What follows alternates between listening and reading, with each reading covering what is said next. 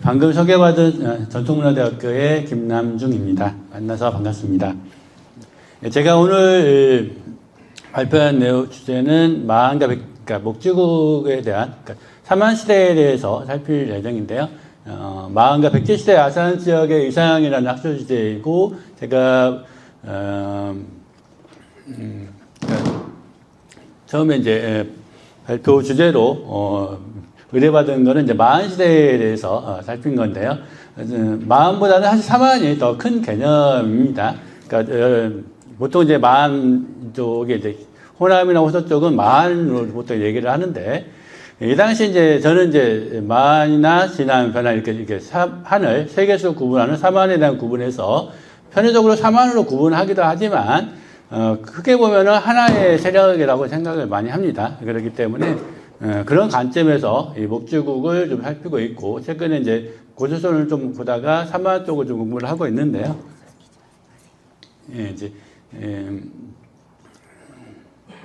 그런 관점에서 이제 삼한시대 목주국과 이 아산 지역이 어떤 정치 이상을 가지고 있었는가. 사실 이 제목 속에서 이 마산의 정치 이상을 좀 언급을 하고 있는데요. 목주국이 바로 이제 아산 쪽에 있다라는 게 최근 어느 정도 이제 많이 합의되어 가고 있는 상황입니다. 그런 것들을 중심으로 해서 삼한시대 이 아산 지역이 어느 정도 정치 이상을 갖고 있는가 이 부분을 다뤄보도록 하겠습니다.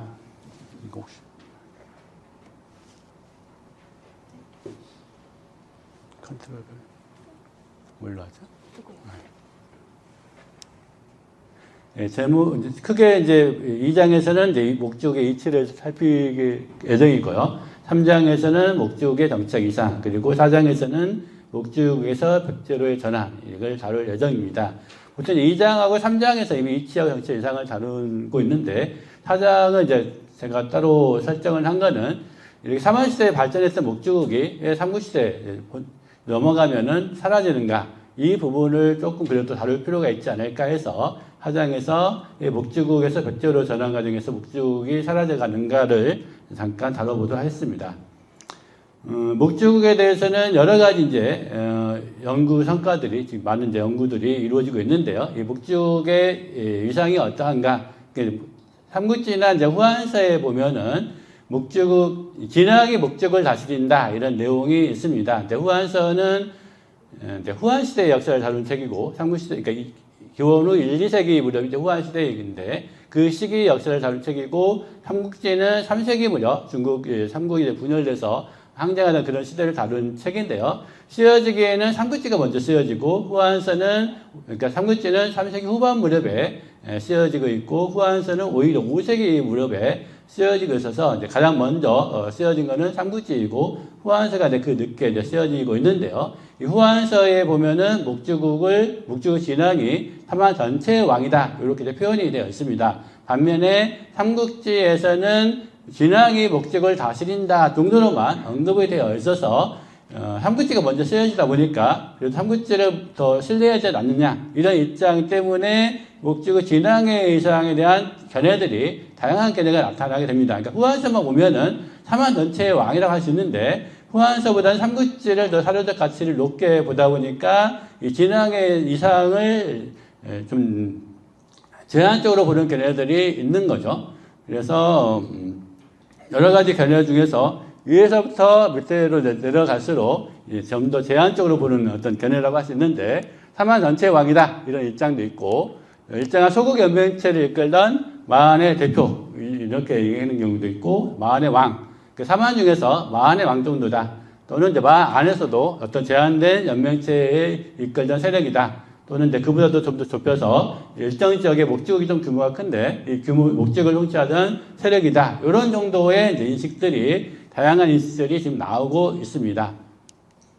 그리고 이 목주국의 위치, 그러니까 결국은 이제 삼한의 전체의 대표라고 할 수 있는 이 목주국의 위치는 어디냐? 목주국 또는 월주국이라고 표현하는데, 월주국으로 표현된 것은 삼국지에 나오는 표현이고, 목주국은 이제 위대하기나 삼국사에서 보이는데, 눈목자와 다룰자, 한자로 보면 비슷하게 생겨가지고, 이게 이제 판본산의 문제 때문에, 이제 을로도 읽히기도 하고, 목으로도 읽히는 거거든요. 어쨌든 같은 세력을 지칭하는 건데요. 여기에 대해서 그 여러 가지 이제 문헌 사료 중심으로 처음에는 이제 언급을 하다가 최근에는 이제 고고학적인 발굴이 이루어지다 보니까 문헌과 고고학을 연계한 방식으로 목적의 H를 다루고 있습니다. 그 과정 속에서 아무래도 목적에 대한 기록이 많지 않다 보니까 다양한 설이 제기되고 있는데요. 조선 후기 같은 경우는 이제 삼마한설, 마한에는 세 개의 마한이 있는데, 이 마한의 이제 중심이라고 하시는 마한이 이제 고조선의 마지막 왕이라고 할 수 있는 준왕이 이만에게 이제 밀려서 한반도 남부로 내려와서 한왕이 됐다는 표현이 있습니다. 그 마한을 중심으로 놓고 그 이전에 마한이 있었고 그 이후에 이제 준왕의 세력이 절멸한 이후에 또 다른 마한이 있다. 이렇게 해서 세 개의 마한이 있다는 입장이 이제 삼마한설인데요. 그때 준왕이 내려온 것이 익산이다. 아무래도 고려 후기부터 익산이 준왕이 내려왔다는 전승이 있다 보니까 익산이 마한의 중심이다. 이런 거에 근거해서 그 준왕의 마한을 제압하고 새롭게 등장하는 목조국 마한은 그 마찬가지로 익산의 중심이다. 이런 이제 주장이 조선 후기에 있었고요. 그 후에 이제 신채훈 선생님이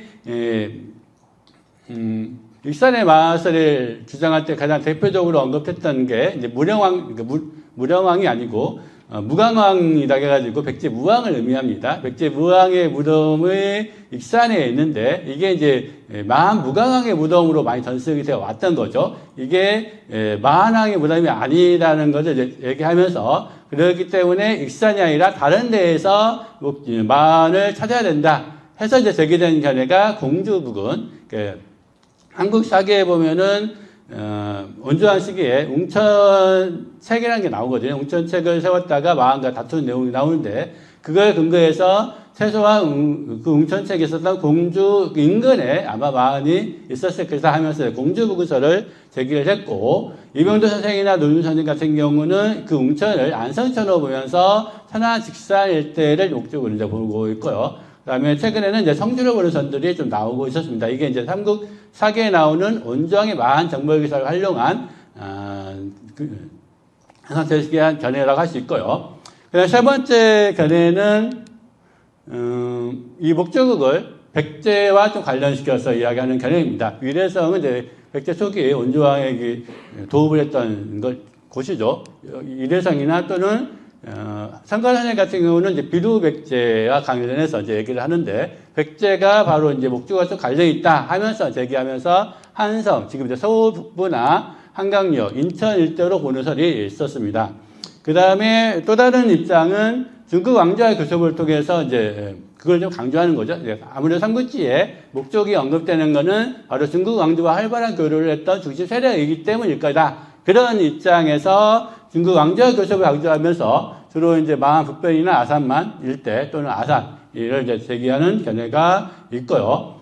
그 다음에 다섯 번째는, 좀 더 여러 가지 걸 좀 더 고려한 건데, 삼국지에 보면은 마한 소국의 명단이 제기가 되고 있습니다. 그 중에서 한 55개의 소국이 언급됐는데, 여기서 목적은 14번째 정도로 언급이 되어 있다라는 건데, 아마 대체로 북에서 남쪽으로, 순으로 이제, 비정이 됐기 때문에 대략적으로 조금은 중간보다는 위쪽에 위치했을 거라는 입장과, 그 다음에 고고학적인 현장을 결부해서 대체적으로 예산 일대가 아닐까 이런 이제 주장이 나왔고 여기에 좀 더 호응해서 천안에서 예산 부근 이렇게 넓게 도는 설도 제기됐습니다. 그 다음에 여섯 번째는 삼국사기 공조학계에 있는 마한은 목주국과 다르다. 그런 입장에서 그때 백제가 친 마한은 목주국보다 좀 더 위에 있는 세력이고 목주국은 그보다 좀 아래쪽에 있는 세력이다. 그런 입장에서 금강위역이나 대체로 이제 공주에서 윗산 일대나 또는 윗산 쪽에 있었다라는 이제 설도 있고요. 마지막에 일곱 번째는 고고학자를 위주로 이제 중심으로 해서 언급되는 건데 천안 아산을 이제 주장하는 설이 있고 아산이나 청주를 이제 주장하는 설이 있습니다. 대체적으로 주류를 이루었던 설은 이병도 선생님이 이제 얘기했던 천안 직산설이 초기에는 주류를 이루다가 점차적으로 아산 쪽에서 고고학 자료가 많이 나타나면서 천안, 아산 이렇게 뭉뚱그려서 얘기하는 걔네들이 나타나고 최근에는 아산을 좀 더 주목하는 그런 현상들을 볼 수가 있습니다. 저도 대체적으로 아산 쪽이 좀 더 목주국의 그러니까 목주 전체의 범위는 좀 더 넓지만 그 중에서 중심이라고 하시는 지역은 아산 쪽에서 살펴야 되지 않느냐 그런 입장을 취하고 있습니다.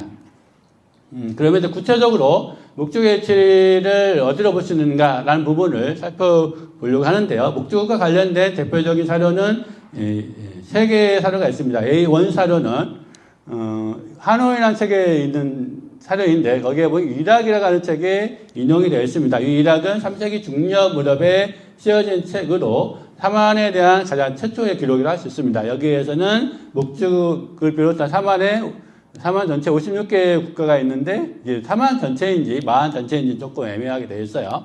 여기에 이제 진앙이 목주국을 다스린다 이런 표현이 있고요. 그다음에 A2 사료는 이제 삼국지에 있는 기록, 3세기 후반에 이제 기록인데 여기에 보면은 마한 소국의 명단이 이제 언급이 되어 있고 올주국이라고 되어서 14번째 언급되어 있는 내용이 있습니다.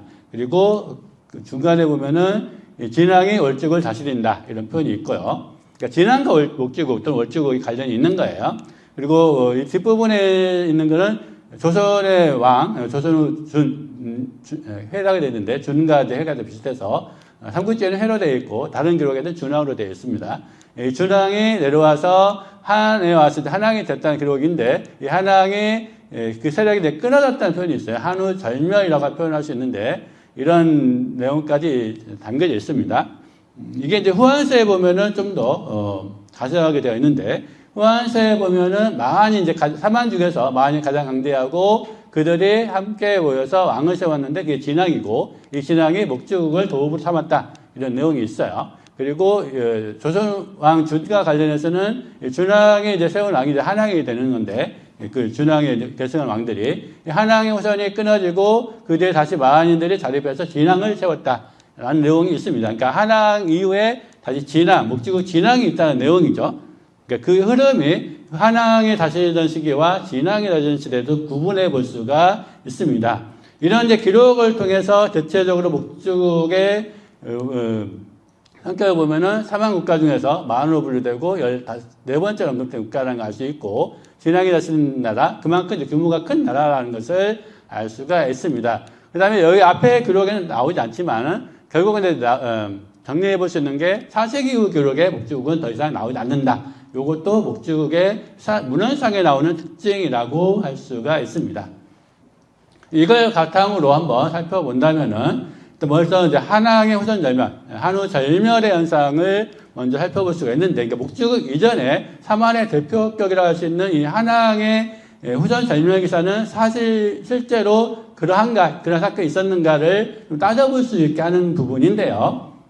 어쨌든 제왕운기나 이런 기록에 의해서 준왕이 내려온 것이 익산으로 주목이 되고 있고, 최근 이 한왕이 다스린 이 시기가 이제 준왕이 내려온 시기가 기본적으로 2세기 초반이죠. 대체로 기본적으로 2세기를 포함하는 기본적으로 한 1세기 무렵이 초기 철기 시대라고 말하는데, 이때 대표적인 토기가 점체 토기가 이제 많이 나오고 있어서 점체 토기 문화라는 표현을 쓰고 있는데요. 이 점체 토기 문화의 중심이라고 할 수 있는 곳이 바로 전라북도 서부 쪽 만경강 일대, 대체적으로 익산 전주 일대입니다. 이 지역에 초기 시대 유적에 굉장히 많은 이제 유적들이 모여 있고 군지묘나 이런 것들이 이제 있기 때문에 중심으로도 볼만하다라는 게 최근에 많은 이제 고고학 하시는 분들이 인정하는 부분입니다. 근데 이 점철토기 문화가 사계라고 되어 있는데 점철토기 4계 단계 대체로 한 기원전 2세기 후반에서 1세기 무렵에 급작스럽게 전주 익산 일대는 쇠퇴를 해버립니다. 그리고 전남 일대는 좀 더 발전하긴 하는데, 이런 현상을 통해서 이 현상은 바로 이제 준우절멸을 보여준다 이렇게 이제 얘기를 하고 있습니다. 그렇기 때문에 한왕으로 표현된 세력과 관련된 문화는 전주 익산 일대라는 것을 어느 정도 추론해 볼 수 있고요. 그렇다면 이 세력을 누가 절멸시켰는가? 바로 이제 사료상에서는 바로 이게 목주국 진왕이 그 뒤에 이어서 나오기 때문에 이걸 절멸시킬 수 있는 세력이 목주국 진왕 세력이라고 할 수 있는 거죠. 이 시기가 이제 기원 후 1, 3세기 무렵 원상국 시대에 유력한 세력이 바로 결국은 이 세력을 절멸시켰다고 할 수 있는 건데요. 이거는 최근에 철무와 관련된 이제 연구 성과인데, 기원 후 2, 3세기 무렵 철무 의적이 많이 나오는 밀집 나오는 지역을 보여주는 지도라고 할 수 있는데, 보면은 이제 경기 서부와 지금 아산 청주 일대, 여기가 그다음에 좀 더 이제 2세기 후반 3세기로 넘어가면은 어쨌든 이제 충청 내륙 일대가 굉장히 철무의 집중도, 그러니까 무기의 집중도가 높은 지역이라는 것을 알 수가 있습니다. 이런 걸 봤을 때 전북 서부 일대, 전주 일산 일대 세력을 제압할 만한 세력이 어디인가라는 것을 어느 정도 유추해 볼 수 있다는 거죠. 바로 이 충청 내륙 세력. 물론 경기 서부 세력을 얘기할 수 있지만, 경기 서부 세력의 전북 일대 세력을 치려면은 이 충청 내륙 세력을 지나쳐야 안 된다는 부분이 있어요. 그렇기 때문에 경기 서부 세력의 전북 일대 세력을 쳤다하기 좀 한계가 있고, 오히려 충청 내륙 세력이 쳤다라고 보는 게 더 합리적이라는 것을 알 수가 있습니다. 이런 걸 통해서 대체로 이 목주 진앙의 위치를 어느 정도 충청 내륙 쪽으로 이제 볼 수가 있는 거고요. 다음에 성촌 내륙을 좀 더 세분해서 최근에 이제 이 지역은 주로 나오는 분묘가 꺼져버리네요. 이게 꺼지죠. 이게 이제 크게 보면은 이제 주구 토강묘라고 하는 무덤이 이 지역을 많이 나오는 걸 볼 수가 있는데, 이 주구 토강묘권 중에서 유적이 많이 나오는 것이 바로 이제 곡교촌 유적인 이 아산과, 그 다음에 미호촌 중류라고 하시는 청주 지역의 유적이 좀 많이 나오는 편입니다. 근데 그 중에서 3세기에서 3, 4세기 무렵에 가장 무덤들을 보면은 부장량이나 또는 그런 것들을 보면은 곡교촌 일대, 지금 아산 일대가 굉장히 번성을 하고요. 그리고 4세기로 넘어가게 되면은 아산 일대는 점차 쇠퇴를 하고 청주 일대는 계속해서 발전을 하고 있습니다. 근데 목주국의 특징이라는 것 중에 하나가 바로 쇠퇴한다는 거죠. 4세기 이후 기록에는 보이지 않는다는 게 목주국의 특징이라는 거기 때문에, 사실 4세기 이후에는 목주국의 어떤 문화는 쇠퇴해야 맞는 거죠. 그렇기 때문에 청주보다는 아산이 더 그 정황에, 사료적인 정황에 합당하다. 그런 점에서 아산을 목주국을 보는 게 좀 더 합당하다는 데 보고 있고요. 그 다음에, 삼국사기 원조학적 기록을 가지고도 마한가 목주국을 논하기도 하는데, 이 원조학적 기록을 통해서 백제가 마한의 병합한 시기를 3, 4세기로 보는 견해가 있습니다. 이게 병합이라는 게 이제 군사적인 병합을 의미하는데, 최근에 원상국에서 한성기 백제로 넘어가는 고학적 상하에 보면은 이성정 교수님이 이제 이런 얘기를 해요. 우호적 병합이라는 표현을 쓰고 있습니다. 병합을 하긴 하는데 우호적인 방황이다. 무력적인 어떤 병합하고는 차이가 있다는 건데, 원상국 시대에 상행하는 묘제군을 보면 계속해서 삼국시대 한성기로 발전을 하고 있고, 그 중에 세상의 묘제만 일부 변하는 이런 무덤이나 그런 걸 보아서는 충청 내륙 세력이 이렇게 백제에게 무력으로 북삭됐다기보다는 뭔가 우호적 방향을 합병됐다는 점, 이런 점에서 한국사기 원조학적 기록을 3, 4세기로 낮춰보는 것은 좀 한계가 있다라는 생각을 갖고요. 저는 오히려 그렇기 때문에 이 삼국사기의 원조학 병합 기사는 백제가 아니라 목주국의 한항, 이 한항이 바로 아까 나왔던 전주 일산일 때 있는 그 한항 세력을 친 것을 의미한다라고 생각을 합니다. 그렇게 볼 수 있는 것 중에 하나가 바로 백제봉기의 내용 중에 일부는 목주국의 역사가 백제봉기에 담겨져 있다는 거죠. 그걸 볼 수 있는 것 중에 이제 건데, 그러면 이제 백제라고 하는 거는 삼국사기에 보이는 이제 백제라는 거는 바로 이제 고구려 동명성왕의 아들이 원조와 비로가 내려왔던 그런 이야기인데, 목주국의 어떤 고고학적 상황을 봤을 때 바로 고구려 쪽하고 그렇게 무관하진 않다라는 것을 몇 가지 살펴볼 수가 있습니다. 원상국 시기 순천 내륙의 고고학자의 특징 중에 하나가 보면은 주구 토강묘와 주구가 있다는 거고, 무덤에. 그 다음에 원조 단경과 신발연토기, 이런 이제 세트를 보여주고 있습니다. 이런 세트와 관련해서 주목된 유적이 이제 북한강 유역에는 남양주 금남리 유적, 여기도 보면은 토강묘의 주구가 보이고 있고, 단경과 신발연토기의 세트가 보이고 있는데요. 이거는 이러한 세트, 호와 발로 구성되는 이 세트 구성은 본계 상부천을 비롯한 지금 이제 태자 상류 유역에 해당되는 이 본계 유역에서도 보이고 있습니다. 후와 이제 아산 공술에서 보이는 후와 발해 유형이 남양주 금남류 유적에도 보이고 있고, 특히 이 남양주 금남류 유적에 보면은 신발형 토기가 있고 삼각형 점선토기가 있는데 1, 3, 5묘에서는 이제 산해문 이렇게 경제의문 신발형 토기가 나오고 있고 4, 5묘에서는 상관 점선토기가 나오고 있는데, 그러니까 한 소를 교차해서 사용될 수 있다는 거죠. 이런 게 북의 할구청 가면은 점토토기의 발이 나오고 있어요. 그러니까 시기적으로 보면은 한고천 유적은 기원도 한 2, 3세기 때고, 남양주는 2, 1세기, 기원도 2, 1세기, 공실 유적은 기원 후 2, 3세기, 시차적인 차이가 있긴 하지만 큰 흐름에 있어서는 그러니까 요동 동부 그 일대니까 고구려 발상지에서 그렇게 멀지 않은 지역이에요. 그 지역의 문화와 어느 정도 연결성이 있다라는 거고요. 그 다음에 이 남양주 금남류 유적이나 북한가 일대에 가십성 달자리에 보면은 이런 쌍대형 건파두식이 보이는데, 이런 건파두식이 많이 보이는 거예요. 바로 요동 동부에서 경기 남부 일대, 여기서 많이 보이고 있습니다. 그러니까 고구려 쪽하고도 관련된 부분이 있다라는 거기죠. 그래서 목주국도 고구려 어떤 전시라고 할 수 있는, 그러니까 고구려는 하면 이제 기원 1세기 후반부터 나오는데, 그 이전에 고구려 전시라고 할 수 있는 문화와도 어느 정도 연결되는 부분이 있다라는 거죠. 그렇기 때문에 삼국사기의 백제 이야기가 목주국 이야기로 대치될 수 있는 여지는 충분히 있다고 이제 볼 수 있고요. 그리고 이제, 백제라고 하는 실체가 사실 고고학적으로 애매한 부분이 있습니다. 3세기 이후에는 실체가 명확한데, 그 이전 실체가 좀 불분명한다는 게 특징이거든요.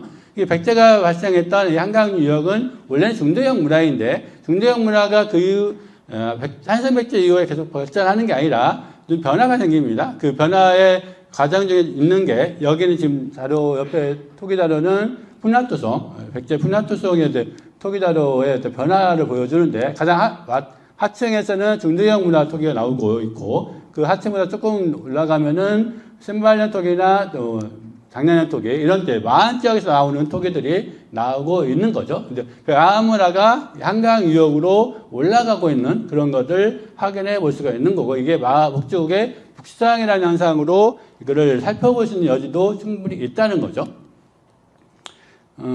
그리고 삼국사기에 보면은 백제와 신라의 전쟁 얘기가 많이 나오는데, 주로 전쟁이 발생하는 지역이 보은, 괴산, 상주 이렇게 충청 내륙이나 이런 지역, 그러니까 한강역을 중심으로 한 백제보다는 바로 흥청 내륙을 중심으로 한 목주국이 더 이 전투를 할 수 있는 지역이라는 거죠. 그러니까 중구 토강면 자체가 아산에서부터 청주, 충주 이런 데까지 나오고 있는 걸 감안해 볼 때, 이 전쟁에 백제로 표현된 세력은 사실상 목주국이라고 볼 수가 있는 거죠. 이걸 의미하는 게 바로 삼국사기 소기 기록의 백제 이야기 안에는 목주국의 이야기가 들어가 있다, 이렇게 말할 수 있는 거죠. 그래서 이제 제가 이제 하고 싶었던 얘기가 또 이제 원조왕 쪽에 결국 이제 그 이야기가 바로 이제 목주국에 다 담고 있는데, 이 기록에 보면은 원조왕이 만을 병합한 이후에 나오는 이제 사료들, 거기에 보면 대두산성이나 상정성, 아산의 들판이나 이런 표현들이 나오고 있습니다. 다도 이제 아산 일대의 지명들이 갑작스럽게 만 병합 직후에 나오고 있다는 건데, 이 기록이 아무래도 목주국과 관련된 기록이 아닐까라는 거죠. 특히 대두산성이라고 하는 산성, 지역적으로 보면은 그러니까 이 이름을 좀 주목할 필요가 있다고 하는 생각이 드는데, 대두산성 대체로 이제 아산 일대로 규정을 하고 있는데요. 특히 이제 두자라고 하는 이제 글자들, 그러니까 시기적으로 보면은 삼한시대에는 아직까지 한자가 쓰여지는 시기는 아니거든요. 우리말 고유어가 이제 쓰여진 시기이고, 대도라는 표현은 이제 후대에 가서 한자식으로 이제 이거를 이제 적은 표현이라고 생각이 드는데, 원래는 이제 다른 식의 어떤 한자, 이런 한자나 또는 이런 한자를 와도 좀 연관을 시켜서 고민해 볼 필요가 있다 드는데, 대 들어가는 건 큰 대자, 말두자, 여기는 큰 대자, 머리두자, 큰 말, 큰 머리 이렇게도 표현할 수 있지만, 말은 이제 머리는 줄여서 멀 이렇게 쓸 수 있죠. 말과 멀, 마을을 줄여서 이런 표현을 쓸 수가 있어요. 그러니까 원래 고유어로서는 큰 마을이라는 의미인데, 이거를 한자로 표현할 때 대두로 표현했다가 나중에 이제 이런 콩두자, 두자로 이제 바뀔 수 있다는 여지가 있는 거죠. 그럼 이제 큰 마을이라는 게 무엇을 의미하는가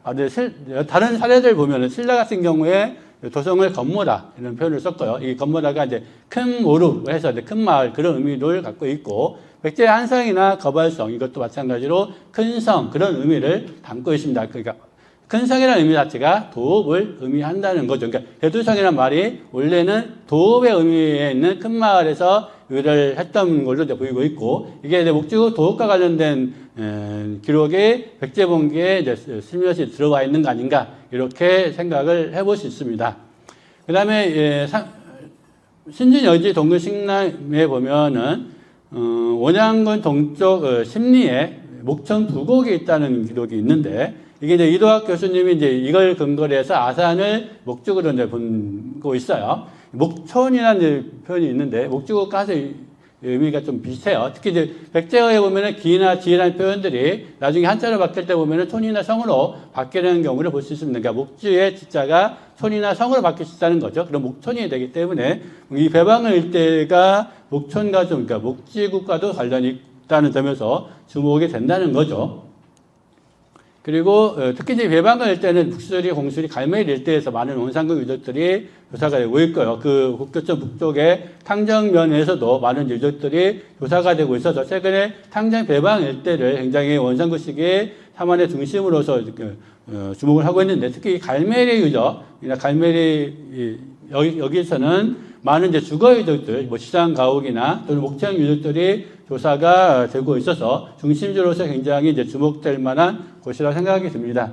갈매리가 지금 이제 배왕읍에서도 약간 치우쳐 있는 쪽이긴 한데, 두 강의 곡교천과 회록천이라고 하던데, 이 두 강 사이에 위치를 하기 때문에 전략적으로 보면 이 강들이 해자 역할을 해주고 있기 때문에 좀 더 외적의 침입에 보호할 수 있는 그런 위치에 하고 있는 거죠. 그리고 이 주변에 보면은 이 아파트 세워진 유적이 이제 갈매리 유적이고, 지금 여기가 이제 목청 유적인데, 이 등고선을 보면은 이제 아주 구름을 두고 지금 아마 목책이 둘러졌을 가능성이 있는 유적이에요. 그 위에도 이미 유적 3포지가 있기 때문에 계속해서 개발하면은 좀 더 이제 그 실체가 드러날 걸로 보이고 있는데, 이 갈매리 유적이 나오는 유적이나 그 주변 무덤들을 봤을 때 굉장히 중심지로서 주목이 될 만한다라는 생각이 들고요. 그 다음에 마을 유래를 보니까 이 갈매리라는 말이 원래 유래가 금어리라고 하더라고요. 거머리에서 유래했단 말도 하지만은 금어리를 이렇게 해도 보면은 큰 머리에서 금어리로 갔을 가능성이 있는 거고, 큰 머리면 바로 이제 큰 말, 대두 이런 것과 연관시켜 볼 수 있다는 점에서, 그러니까 여러 가지 부분들을 살펴보면은 대체로 이 배방의 갈매리 일대가 원래 대두산성 목죽의 구읍이 있지 않았을까 이런 생각이 듭니다. 시간이 좀 많이 지체된 관계로 3, 4장은 좀 빠르게 진행하도록 하겠습니다. 목죽의 이제 정치적 이상인데, 아까 얘기했던 것처럼 후한세에 의하면 목죽은 삼한 전체의 왕이라는 거고, 삼국지는 약간 이제 목죽 왕으로만 되어 있는데, 결국 삼국지가 좀 더 목죽의 예상을 낮게 언급을 했다는 건데요. 그건 이제 결국 삼국지가 어떤 배경하에서 쓰여졌는가, 요걸 좀 알 필요가 있다는 생각이 듭니다. 어떤 삼국지에서 보면은 삼한의 대군장이 없다는 표현 자체는 없습니다. 음루나 동해나 옥저 같은 경우는 대군장이 없다라고 되어 있지만, 삼한은 그런 표현이 없기 때문에 뭔가 대군장이 있다는 표현에서 삼국지를 쓰고 있는 거고, 진앙을 언급하고 있다는 점에서 최소한 삼국지 저자도 진앙을 삼한의 어떤 대표로 인식을 하고 있다는 것을 알 수 있는데, 다만 목적에 대해서 이렇게 자세하게 쓰지 않았다는 거죠. 그 자세하게 쓰지 않은 가장 큰 이유 중에 하나가 바로 3세기 중령 무렵에 한과 이, 지금 삼국의 한 나라가 이 나라인 거죠. 이 나라 사이에 전쟁이 일어났었고, 그 전쟁에서 이 나라가 별로 그렇게 재미를 못 봤어요. 크게 승리를 거뒀다 하기는 애매한 그런 상황이었다는 거죠. 그것이 결국은 삼국지에서 진앙을 이렇게 제대로 쓰지 않는, 목적에 대해서 제대로 쓰지 않는 배경이라는 거죠. 그리고 이거는 이제 고각지 상황에서 봤을 때 목적의 대표적인 특징을 보여주는 게 주구토강묘와 유기대보 이런 권인데, 대체로 충청 내륙권 이 지역을 중심으로 목적의 세력을 이제 하나의 국가로서 세력을 이루었던 것 같고, 그 다음에 만 전체적으로 볼 때 경기 충청 호남 일대는 이제 사실지구와 만토기들이 어느 정도, 만토기 같은 게 뭐 지역성이 있긴 하지만 큰 틀에서 보면 어느 정도 비슷한 점이 있다는 점에서 이렇게 문화적 공통성을 보일 수 있는 이유가 결국은 어떤 진앙의 역할이나 무한이라는 공통성을 보일 수 있는 어떤 정치적인 위상이 그러니까 관계가 있기 때문에 가능하다라는 생각이 듭니다. 특히 이제 고사부리성 같은 경우 그 수조 기사가 있는데 아무래도 이제 그러니까 목주국이 한양 세력을 제압하는 과정에서 그 한양 세력에 딸려있던 부용 세력인 부안이나 정읍일대 세력을 그러니까 이제 손을 잡으면서 아마 그럴 가능성이 있다고 생각이 드는데 그런 점에서 그래서 이제 막 목주국의 어떤 진앙의 어떤 영향력들이 그러니까 충청 내륙 쪽은 이제 직접적인 관계인 거고 그 주변 쪽은 좀 간접적인 관계 속에서 세력을 형성하고 있는 거 아닌가 이런 생각을 가져봤습니다. 그리고 염사국이나 신려국이 위치하는 지역을 저는 충남 서해안이나 경기 서부 쪽으로 보는데 이 지역에 대해서 2세기 후반에서 3세기 초반 사이에 목주국이 재편하고 있다는 점 이런 것들을 보면은 이미 목주국은 삼한 전체 마한 지역 내에서 어느 정도 큰 세력을 떨치고 있다 이렇게 볼 수가 있고요. 그 다음에 중서부 지역 문화하고 영남 지역에서 유사한 문화가 보이는데 바로 유계대부와 동물령 대구가 바로 흥청 내륙 일대와 영남 쪽에서 이제 공통적으로 보인다는 부분들 이런 것 때문에 영남 지역에서도 어느 정도 영향력을 행사하지 않았을까라는 생각이 듭니다. 뭐 삼국사기에서 보면은 백제와 신라의 어떤 속에 이제 전쟁 결과 결국 화친이라는 현상이 나타나는데 그 화친이라는 게 어쨌든 삼국사기는 신라가 좀 위주로 쓰여진 책이라서 화친이라고 되어 있지만 실제적으로는 진한 세력이 마한에 좀 굴복하는 현상이 아닐까 이런 생각을 가져보면은 결국은 삼한의 총왕이라는 표현들, 진왕이 삼한의 총왕 표현이 어느 정도는 합당하다는 생각을 가져봅니다. 네, 그런 점에서 삼한시대 아산의 이상을 보면은 바로 삼한의 총왕인 목주 진왕의 도읍이다 이렇게 평가해 볼 수 있을 것 같습니다. 그러면 이제 목주국에서 벽제로 변환된 건 무슨 이유 때문인가? 이걸 이제 간단하게 얘기하면은 아까 얘기했던 바로 이제 3세기 중반에 있었던 한과 이 나라 사이에 이제 전쟁이 있었고 이 전쟁이 한 번의 전쟁으로 끝난 게 아니라는 거죠. 이 전쟁에 보면은 이군이 한을 멸했다고 되어 있지만은 전쟁의 어떤 최후 성과를 그렇게 자세하게 풀지 못하고 이렇게 그냥 이제 자기가 이긴 것처럼 표현을 하고 있는데 중국에서는 보통 이제 패한 전투도 이겼다는 표현을 많이 쓰기도 합니다. 뭐 인제나 때 나오는 벽제가 전투 우리가 생각하기에는 명나라가 패했다고 생각하는데 명나라 쪽 기록에서는 이겼다라고 표현을 하고 있어요. 그런 것들을 보면은 이런 단순한 표현이 꼭 이겼다는 게 아니라 자기들에게 유리하게 쓴 거죠. 그러니까 결국 이 한가의 전투에서 이 나라가 별로 재미를 못 봤던 거고, 그 후서투치를 보면은 당시 고구려 침공 과정에서 큰 공을 세웠던 현토테스 왕기를 대방뜻으로 보냅니다. 바로 이제 한가 근접하는, 바로 이제 그게 무슨 의미인가? 바로 이제 한이 또 다른 문제가 되고 있기 때문에 이걸 어떻게 처리해야 되는가 하는 걸 이제 위가 생각을 하고 왕기를 대방뜻으로 임명했다는 거죠. 결국은 전쟁이 아직 끝나지 않았다는 거고, 삼한 쪽도 이 나라 침공을 대비를 해야 되는 거죠. 이 대비를 하기 위해서 바로 국경부근 한강 유역으로 군사적인 결집을 하게 되는 게 바로 3세기 중반에서부터 4세기 초 사이, 그러니까 이 나라와 나중에 이제 이 멸망 진나라로 넘어가는데 이 중국 세력과 이 중국 세력이 우리를 침공해 오시다라는 위기감을 가지고 있다 보니까 한강유역으로 집결을 하는 거죠. 이렇게 집결하다 보니까 그 집결한 세력을 지휘하는 사람, 이 사람의 위상이 높아지는 거죠. 바로 백제국 왕이 그때 위상이 높아지는 거다라는 생각을 가져봅니다. 다만 이 백제국 왕도 결국은 목주국에서 나왔다고 생각이 드는데, 이 산한 직산에 보면 위례선 전승 이런 것도 있어요. 그러니까 원래 백제는 이 산한 직산 쪽에 있던 세력이 아니었을까. 그러니까 뭐 목주국 전체에서 목주국의 수급으로 있었던 한 세력이 목주국의 3세기 무렵에 이제 북쪽으로 영토를 확장해 가는 과정에서 일부 세력이 이제 국경 쪽으로 이제 이주를 하니까 그 세력을 소급해서 이제 국으로 습격이 됐는데, 이 세력이 기리안 전투 이후, 3세기 중반 이후 군사적인 결집 속의 과정 속에서 지위가 이제 높아진 거 아닌가 이런 생각을 가져봅니다. 결국 이제 백제가 목주국에서 나왔기 때문에 그 이후에 3, 4세기 넘어가면서 백제의 확장 과정에서 경기 남부나 충청 쪽으로 넘어가는 확장 과정에서 우호적 합병이라는 형태로 어떤 합병이 이루어지는 것은 결국 백제와 목주국이 같은 세력이기 때문에 그게 가능하다라는 생각을 가져봤습니다. 최종적으로 결론을 내려보면은 목주국은 충청 내륙일 때 있던 세력이었고, 바로 이제 백제 원조왕의 마한 정벌기사는 목주국의 마한 정벌기사로서 그 중심지는 바로 아산 배방강 일대라는 거고요. 목주의 진앙의 해상은 어떤 삼한 전체 왕으로 보는 게 어느 정도 합당하다라는 것이고, 목주에서 백제로의 전환 과정은 방금 얘기했던 것처럼 그러니까 서로 별개의 국가가 아니라 백제는 목주에서 파생된 국가로서 그 전쟁이라는 특수 상황 때문에 갑자기 백제국의 시장의 지위가 올라간 것, 이렇게 해서 이제 진앙의 구급이 이동한 걸로 이렇게 봐야 되지 않는가, 이렇게 생각을 합니다. 이상으로 발표를 마치도록 하겠습니다.